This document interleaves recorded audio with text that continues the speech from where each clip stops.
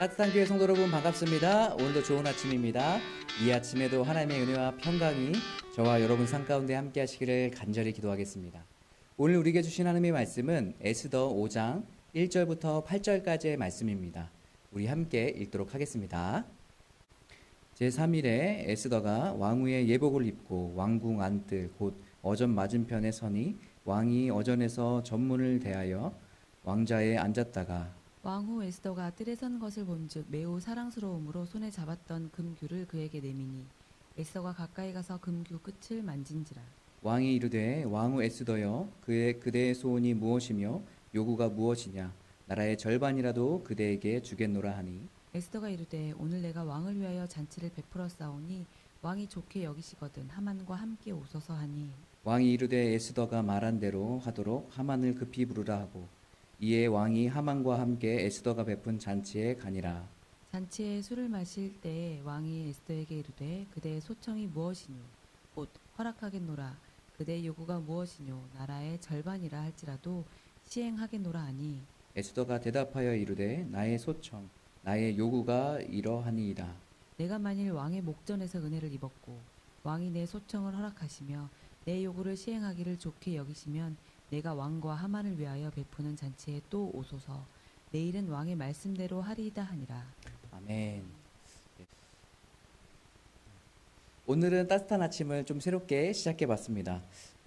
우리가 새벽 예배랑 약간 비슷하게 했는데요. 오늘 이걸 해보고 아니다 싶으면 다시 들어가서 새로운 방법을 찾아서 함께 여러분과 말씀을 나누도록 하겠습니다.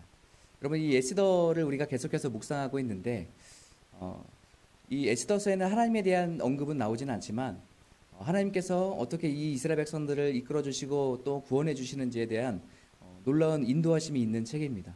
그래서 이 에스더를 묵상하면 하나님께서 이 어려운 상황 가운데 있어도 선하게 이끄시고 인도해 주시는구나라는 것을 더 깊이 깨닫게 되는 그런 책인 것 같습니다.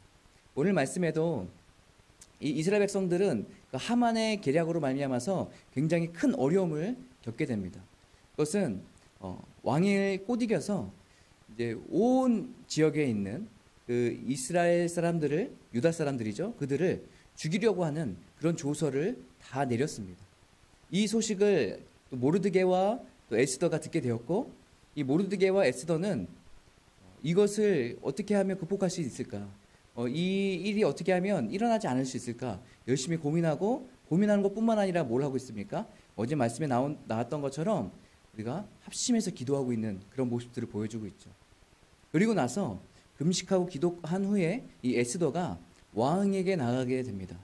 여러분, 이때 당시에 이 왕에게 왕후라 할지라도 정해지지 않거나 또 왕이 부르지 않았는데도 불구하고 그 왕후가 왕에게 왔다는 것은 목숨을 내놓는 일입니다.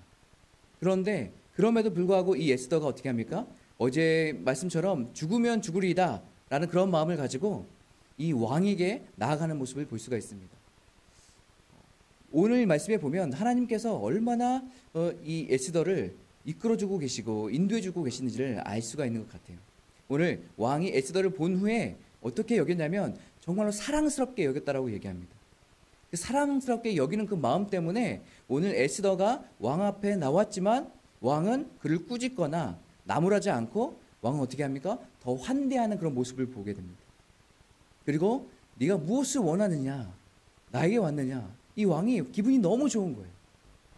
그래서 이 에스더가 뭐라고 얘기합니까? 제가 왕과 또 하만을 위해서 잔치를 베풀 테니까 그 잔치에 오십시오라고 이야기하죠. 그리고 나서 이 왕과 하만은 그 잔치에 참여하게 됩니다. 그 잔치에 참여하면서 또 그곳에서 또 에스더에게 이야기하죠. 왕은 네가 나에게 무엇을 원하느냐? 나라의 절반이라도 주겠다라고 이야기합니다.